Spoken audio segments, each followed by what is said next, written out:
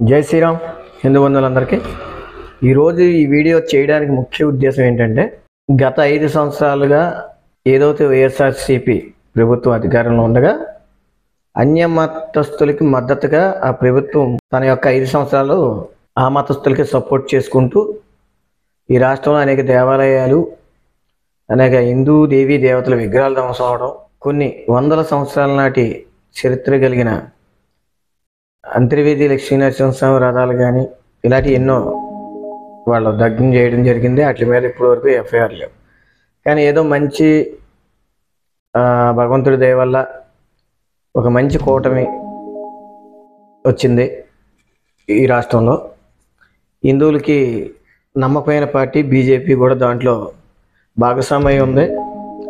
అలాంటి పరిస్థితులు ఉన్న ఈ ఆంధ్రప్రదేశ్లో దుర్మార్గమైన చర్య ఏంటంటే, మనం ఇది సామెత ఉంటుంది, ముళ్ళు వచ్చి ఆకు మీద పడినా ఆకెళ్ళి ముళ్ళు మీద పడినా ఆకే నష్టమని. హిందువులకి ఏ రకంగా ఏ పార్టీ వచ్చినా పొయ్యి మీద నుంచి ప్యానంలోంచి పొయ్యి మీద పడినట్టు ఉంది. ఒకసారి ఆలోచన చేయండి. ఈ విషయం దేని గురించి మాట్లాడుతున్నానంటే, మన రాజమండ్రి జిల్లా అనపర్తి మండలం, అనపర్తి నియోజకవర్గం కొత్తూరు గ్రామంలో గంగిరెడ్డి గారు అని ఒక ఆయన పెద్ద ఆయనకి సుమారు ఒక 60-70 సంవత్సరాల వయసు ఉంటుంది. గవర్నమెంట్ స్థలం అంటే కాలనీ ఎత్తారు కదా, అలాంటి స్థలంలో అక్కడ కాలనీ వాసులందరూ వారి యొక్క అనుమతితో వాళ్ళందరూ కావాలనుకొని చాన్నాళ్ళు కష్టపడి వీళ్ళని సందాలు వేసుకొనో లేకపోతే ఎలా పడ్డారో ఒక సుందరమైన శివాలయాన్ని నిర్మించారు. ఇక్కడ ఈ రాజకీయ అనే కుట్రలో హిందూ దేవాలయాలు ఎలా నాశనం అవుతున్నాయో ఒకసారి ఆలోచన చేయండి. వీళ్ళ పేరు లేదని ఇంకొకరి పేరు వేశారని ఇప్పుడు ఏదైతే ముహూర్తం పెట్టామో శివలింగ ముహూర్తం, వాళ్ళలో ఆ ముహూర్తానికి ఆ విగ్రహ ప్రతిష్ఠ ఆపేశారు. నిన్న జరగాలి శుక్రవారం నాడు. అంటే ఇక్కడ ఉన్నది ఎవరు? అదే నియోజకవర్గంలో బీజేపీ ఎమ్మెల్యేగా నెగ్గి అక్కడ అధికారంలో ఉన్నారు. అదే నియోజకవర్గం ఎంపీ స్థానంలో బీజేపీ అధికారంలో ఉంది. అదే ఎంపీ గారు ఇవాళ రాష్ట్ర బీజేపీ అధ్యక్షురాలు. అంటే ఇక్కడ బీజేపీ అన్ని రకాలుగా ఉన్న బీజేపీ పరిధిలో ఉన్న దేవాలయానికి ఆంక్షలు. ఒకసారి వీడియో ప్లే చేస్తాను, అది లోకల్ న్యూస్లో వచ్చింది. ఎంత దౌర్భాగ్య స్థితి, ఎంత దుర్మార్గమైన చర్యలో ఒకసారి ఆ వీడియో చూస్తే మీకు అర్థం అవుద్ది. ఒకసారి వీడియో చూసాక మాట్లాడుకుందాం.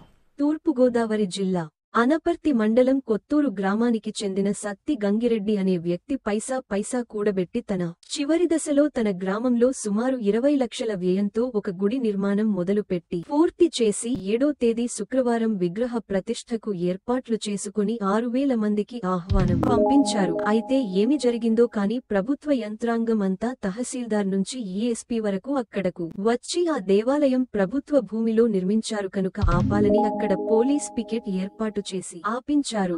దాంతో దేవాలయ నిర్మాణకర్త గంగిరెడ్డి మన రాష్ట్రంలో ఎన్నో అనుమతులు లేని చర్చ్ ఉన్నా పట్టించుకోని ప్రభుత్వం తనను ఈ విధంగా ఇబ్బంది పెట్టడం సబబు కాదని నిర్మాణకర్త గంగిరెడ్డి గారు తన ఆహ్వాన పత్రికలో మాజీ ఎమ్మెల్యే సత్తి సూర్యనారాయణరెడ్డిని అతిథిగా పేర్కొంటూ ముద్రించడం వలన అది నచ్చని అధికార పార్టీ నాయకులు ఇలా చేశారని, అయినా దేవుని విషయంలో ఈ రాజకీయం ఏంటని వాపోయారు.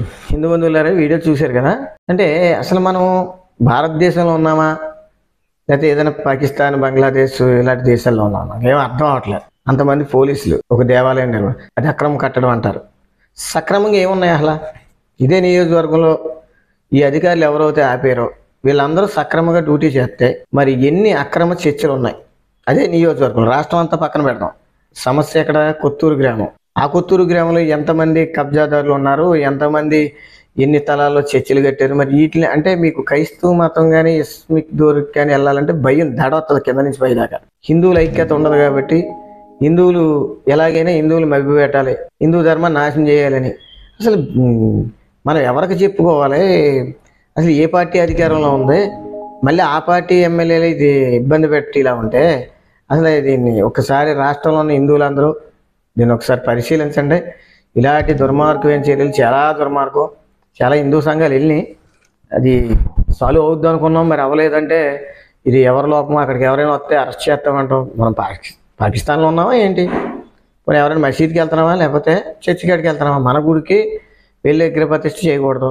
వీళ్ళ యొక్క స్వార్థం కోసం, స్వలాభాల కోసం, వీళ్ళ పేరుల కోసం, వీళ్ళ ఒక మనుగడ కోసం మనం ఏదైతే ఆచరిస్తున్నామో ఈ సనాతన ధర్మాన్ని ఆచరించే ఆ ధర్మానికి సంబంధించిన దేవీ దేవతల్ని ఇలాగ విగ్రహ ప్రతిష్టలు ఆపడం అన్నది చాలా దుర్మార్గమైన చర్య.